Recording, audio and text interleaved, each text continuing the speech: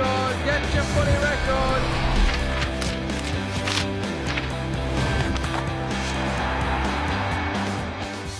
Hi everyone, welcome to On The Record, brought to you by Woolworths as we take a sneak peek inside the pages of this week's edition of the AFL Record, Australia's #1 selling sports weekly magazine. And joining me today is popular and veteran St Kilda defender Sam Gilbert as we look at this week's cover story, the 2016 Pride game. Sam, welcome to the show. Thanks for having me. So it's good to have you here. You've taken up the cause as an ambassador for the game Saturday night, Saints and the Sydney Swans. Tell us why the issue is so important to you. Probably for me, I'm dyslexic. So I'm not part of the LGBTIQ community, but I do understand what it feels like to be different and to be perceived as different and not have the same abilities as everybody else. And for me, I think that's my main driver and main motivator in wanting to treat everybody equally and help everybody feel included. Now, there are people out there who say that a footy game is no place to be pushing a social issue such as this. What do you say to those people?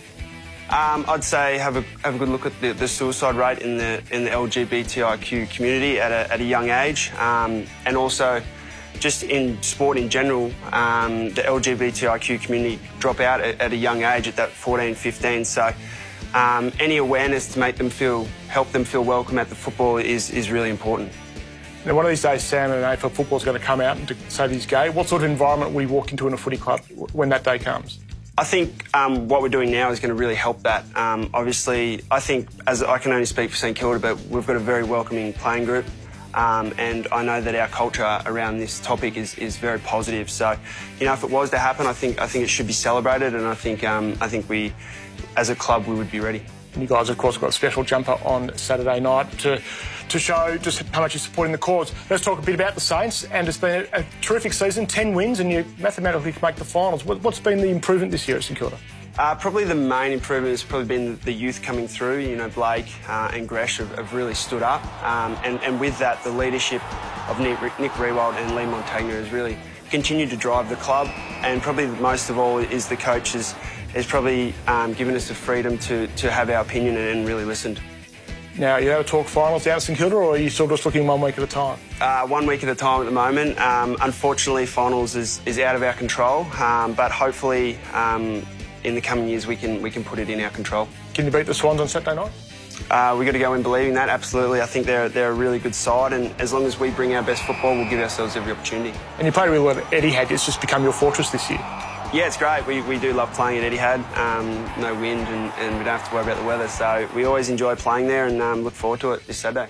So, Sam, our other feature story this week is on Marcus Bontempelli from the Western Bulldogs. Now, he's a 192-centimetre clearance beast in the midfield. Is he the prototype of the modern midfielder these days? Yeah, he's an absolute star. Every time we've played him, he's had a blinder, and I think for his ability to be such good at ground level and then be able to help the team with third ups, and you know, if he's getting tagged, his ability to go forward and mark the ball is what's separating him from a lot of the midfielders. OK, so turning now to the back half of the record this week, Sam, Sunday afternoon, the MCG, Richmond v Geelong, and you've got Jack Riewoldt and Harry Taylor both celebrating their 200th games. You probably played on Jack Riewoldt a bit. What makes him the player he is? His lateral movement is probably what I give him credit for. When I've played on him, he's really stood out in the way that he's been able to move laterally across the ground. And you know, when he's flying for his marks, he's nearly impossible to spoil. So yeah, he'll play well this week. And of course, Harry Taylor. His intercept marking seems to be his strength. What do you notice? You're a fellow defender. What do you notice when you look at film of Harry Taylor or play games? Yeah, I don't think many players read the ball as well as Harry does. His ability to probably sag off at the right time and then intercept and take the mark is probably really stood him out from the rest of the league. I think Easton Wood from Bulldogs is similar, and I think Harry has had an incredible career. All right, Sam, look, thank you for coming in, and good luck for Saturday night. Thank you very much. And now to my tips for round 21. Let's go straight to 3 big games on the Saturday. I think Hawthorn will narrowly get the points over North Melbourne at the MCG to stay a game clear on top of the ladder. I think GWS will push their final 4 chances even more with a 4-goal win over West Coast. And bad luck for Sam Gilbert. Like to see the Saints win, but I think the Swans will get the points at Etihad Stadium in the Pride game on Saturday night. And now let's have a look at this week's nominees for the Woolworths Mark of the Year competition. Sits it up long. Pedersen's going to have to jump. Big jump! What about that from Pedersen? He didn't just jump, he launched. He got a massive ride.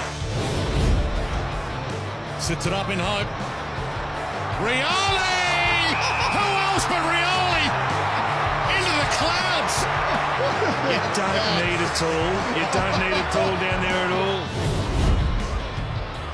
Fisher goes to the outer. Oh, there's a good grab taken by Rowe. Got the ride and completed the mark. I'll be voting for Hawthorn's Stu Rioli. You can have your say by visiting markoftheyear.afl.com.au. Now, before we go, we're still looking for people to design the round 23 cover of the AFL record, the final round of the home and away season. Pick up a copy of the mag for full details or send a note to aflrecord@afl.com.au. So that's it for this week's show. If you go into the footy, the Pride game is on the cover, so have a look out for that. Record, of course, costs $5. Look for the kids in the green caps and the green jackets. Thanks for watching, and we'll see you next time.